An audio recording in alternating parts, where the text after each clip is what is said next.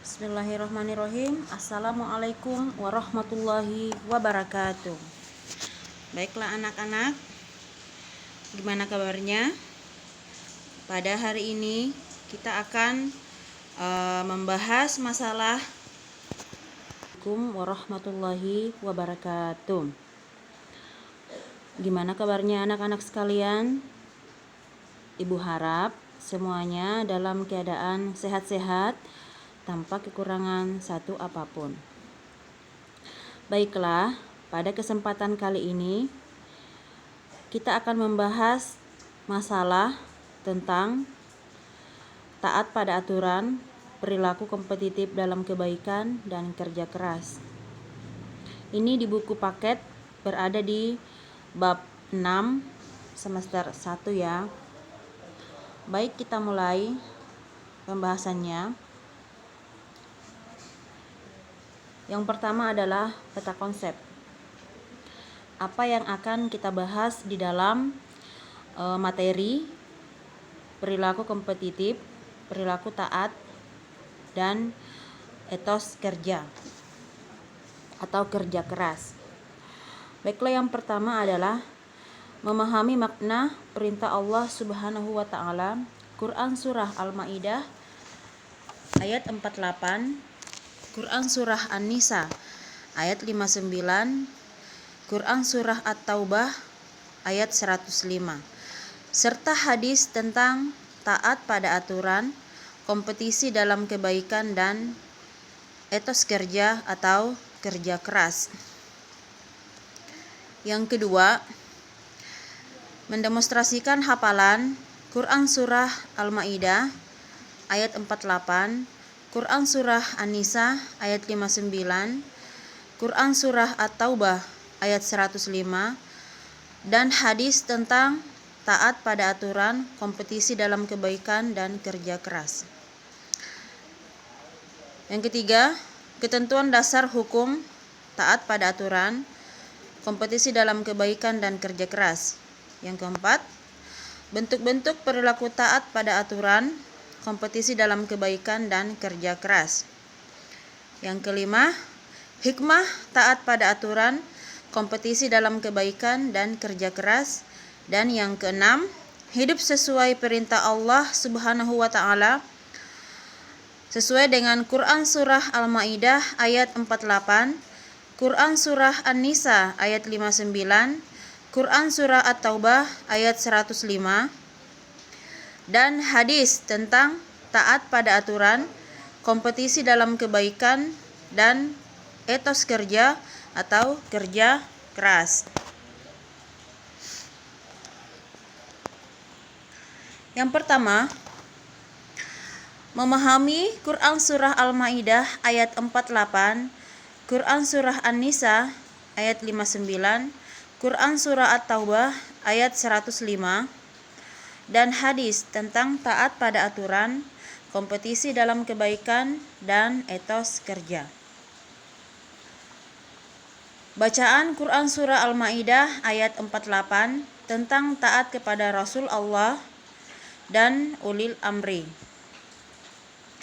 A'udzubillahi minasyaitonirrajim. Bismillahirrahmanirrahim.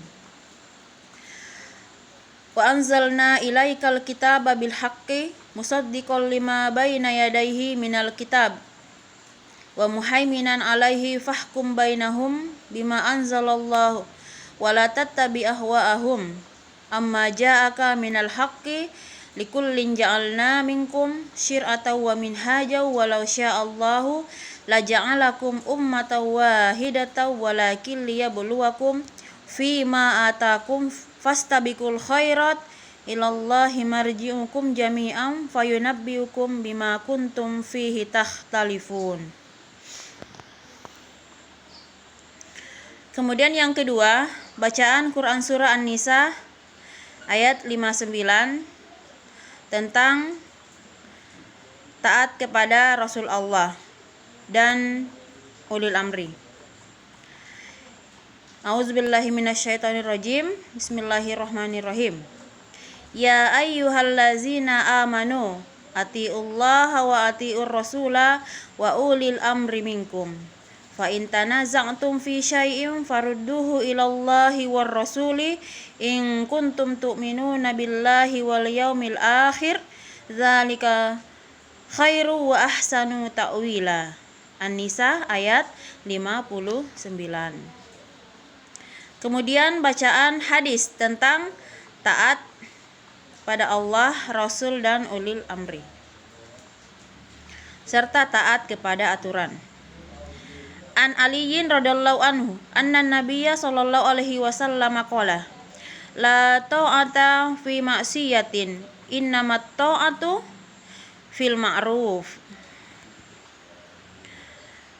Kemudian hadis tentang perilaku kompetitif dalam kebaikan. An Abdullah ibni Umar radhiyallahu anhuma qala akhadha Rasulullah sallallahu alaihi wasallam bimangkibi faqala kum fid dunya ka'annaka gharibun au abiru sabil wa kana Ibnu Umar yaqulu iza amsaitu fala tantazir as-sabah wa iza asbahta fala tantazir sama wa khudh min sihatika lima rodika wa min hayatika limautika. Kemudian selanjutnya bacaan Quran surah At-Taubah ayat 105 tentang perintah kerja keras. A'udzubillahi minasyaitonirrajim. Bismillahirrahmanirrahim. Wa qul i'malu fasayarallahu amalakum wa rasuluhu wal mu'minun wa saturadduna ila alimil ghaibi wasyahadati fayunabbiukum bima kuntum ta'malun. Selanjutnya bacaan hadis tentang perintah kerja keras. An Aisyah radhiyallahu anha qalat qala Rasulullah sallallahu alaihi wasallam bakiru tolabar rizki wal hawaiji fa innal guduwa barakatu wa najah.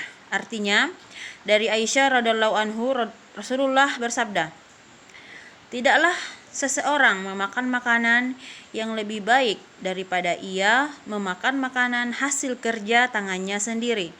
Sesungguhnya Nabi Allah Daud alaihissalam makan makanan dari hasil kerjanya sendiri. Hadis riwayat Bukhari.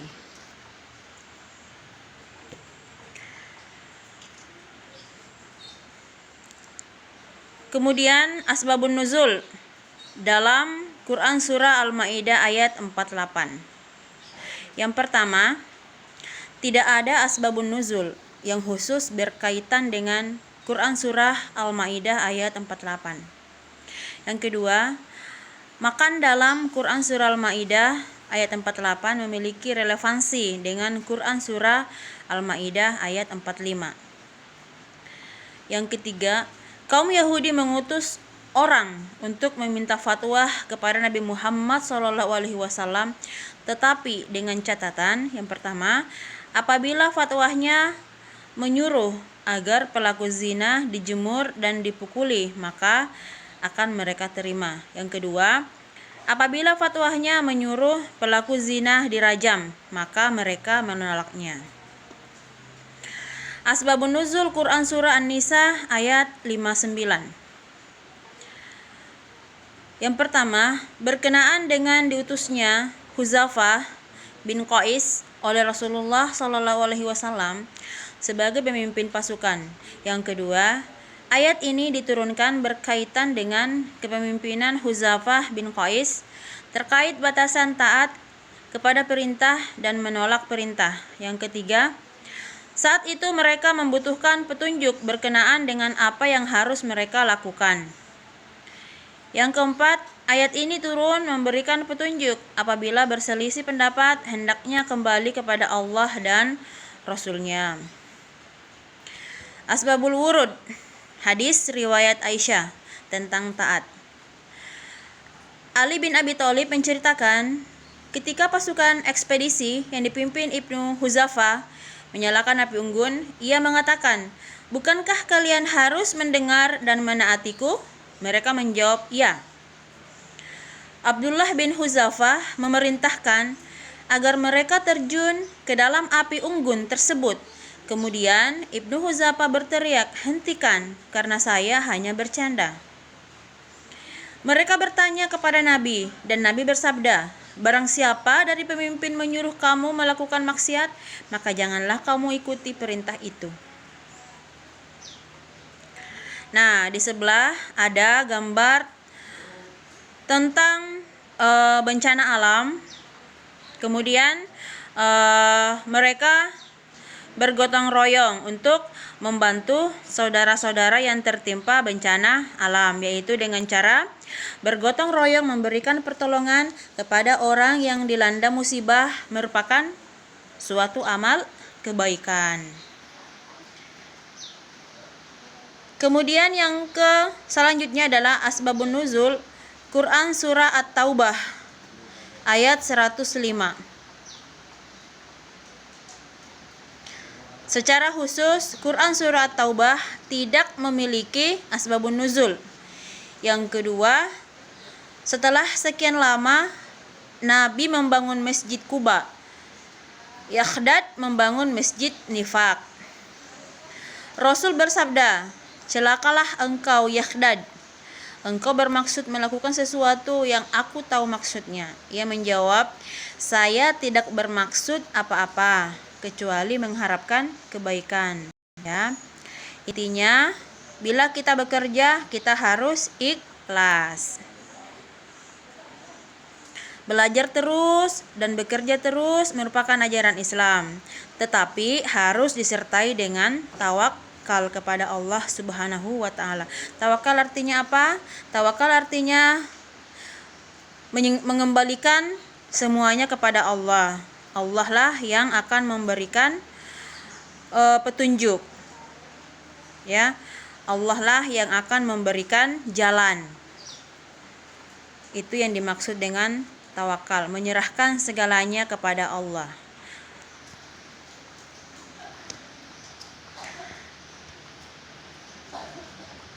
Nah, kesimpulan isi kandungan Quran surah Al-Maidah ayat 48. Yang pertama, kitab suci Al-Quran adalah kitab suci terakhir. Kemuliaan dan keistimewaan kitab suci Al-Quran adalah isinya paling sempurna. Keragaman agama yang ada di dunia diberikan Allah dengan tujuan untuk menguji kemampuan manusia dalam memilih dan menerima kebenaran. Semua manusia dengan kemampuan dan fasilitas yang tersedia harus dipergunakan untuk berlomba-lomba dalam kebaikan. Kemudian kesimpulan isi kandungan Quran surah An-Nisa ayat 59.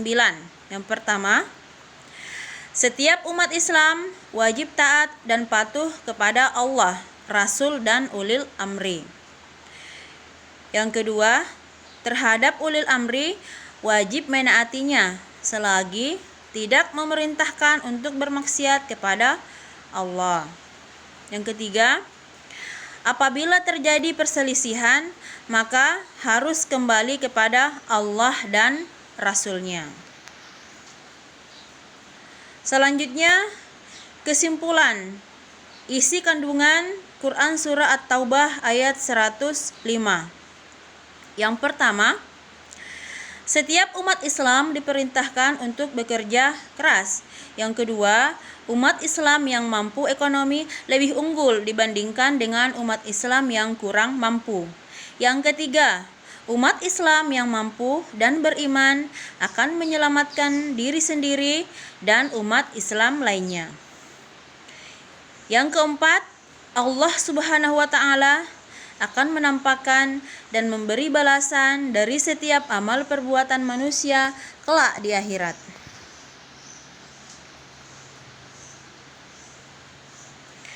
Nah, apa sajakah contoh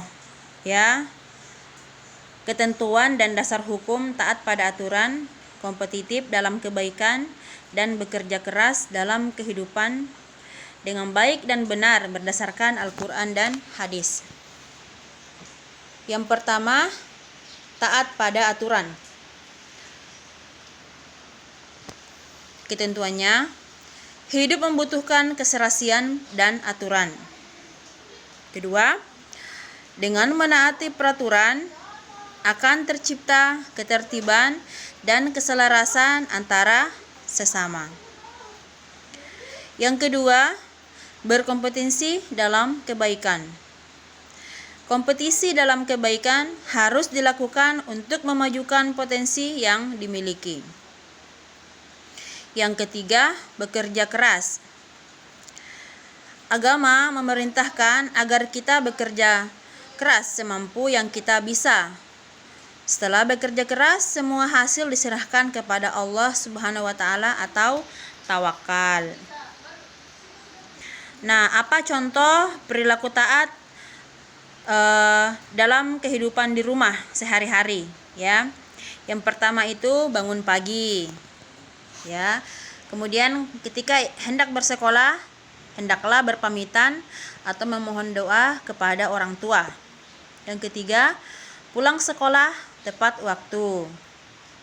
Yang keempat, membantu pekerjaan orang tua. Yang kelima, melakukan sholat berjamaah bersama orang tua.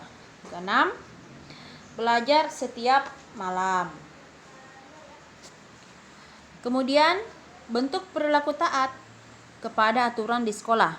Yang pertama, menaati aturan di sekolah. Yang kedua, tidak melanggar tata tertib di sekolah. Yang ketiga, mengerjakan tugas yang diberikan oleh guru. Yang keempat, menghormati guru. Dan yang kelima adalah menyayangi teman. Bentuk perilaku taat kepada aturan di masyarakat. Yang pertama, menaati peraturan di masyarakat. Kedua, sopan santun terhadap sesama. 3. Menghormati yang lebih tua, menyayangi yang lebih muda. 4. Mengikuti kegiatan di masyarakat, bergotong royong, ronda, dan lain-lain. Menjaga kebersihan, keamanan, dan kenyamanan lingkungan. Bentuk perilaku kompetitif di rumah, sekolah, dan masyarakat. Pertama adalah wajib menaati dan melaksanakan perintah orang tua. Yang kedua, belajar dengan tekun, baik di rumah maupun di sekolah. Yang ketiga, bersikap baik dan sopan dimanapun, termasuk di lingkungan masyarakat. Bentuk perilaku kerja keras di rumah, sekolah, dan masyarakat. Perilaku bekerja keras harus diterapkan dimanapun. Kerja keras kunci utama menggapai kesuksesan. Tidak ada kesuksesan tanpa bekerja keras. Kerja keras harus selalu dilatih sehingga menjadi kebiasaan dan menjadi hal yang ringan untuk diterapkan. Nah, sekarang implementasi dari pemahaman Quran Surah Al-Ma'idah ayat 48, Quran Surah An-Nisa ayat 59, dan Quran Surah Taubah ayat 105. Refleksi sikap pada aturan. Yang pertama, ciri-ciri orang yang taat pada aturan. Yang pertama, mengetahui aturan hukum yang berlaku. Kedua, mengetahui isi aturan-aturan hukum yang berlaku. Ketiga, bersikap positif terhadap aturan yang berlaku. Yang keempat, berperilaku dalam kehidupan sehari-hari sesuai aturan-aturan yang berlaku. Selanjutnya, refleksi sikap kompetitif dalam kebaikan. Ciri-ciri orang yang kompetitif dalam kebaikan. Yang pertama adalah memperbanyak amal saleh dalam kehidupan sehari-hari, menghindarkan diri dari perbuatan yang mungkar, berusaha semaksimal mungkin untuk meningkatkan amal kebaikan, iri terhadap kebaikan yang dilakukan oleh orang lain, menjadi lebih taat, rendah hati, tulus, dan santun kepada semua orang. Selanjutnya, refleksi sikap Kerja keras. Bagaimana ciri-ciri orang yang bekerja keras? Yang pertama adalah mencintai pekerjaannya. Yang kedua, bertindak efektif dan efisien. Yang ketiga, ulet, tekun, rajin, dan disiplin. Yang keempat, pantang menyerah. Selanjutnya, hikmah taat kepada aturan, kompetisi dalam kebaikan, dan bekerja keras dalam kehidupan sehari-hari. Hikmah taat kepada aturan.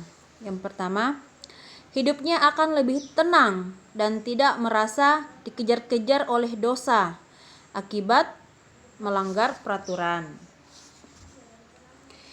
Hidupnya menjadi selamat, nyaman, dan tentram karena setiap aturan membawa kebaikan bagi hidup manusia.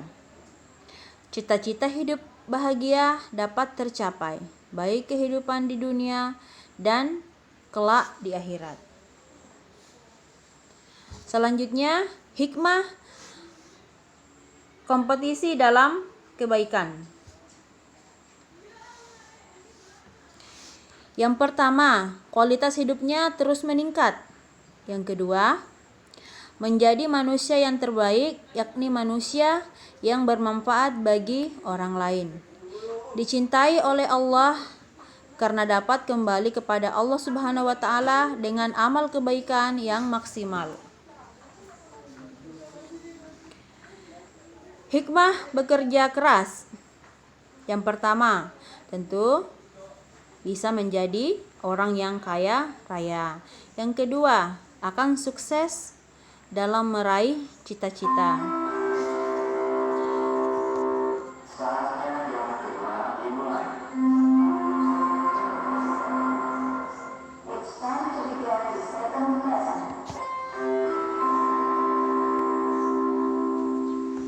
Yang ketiga, hidupnya menjadi bahagia.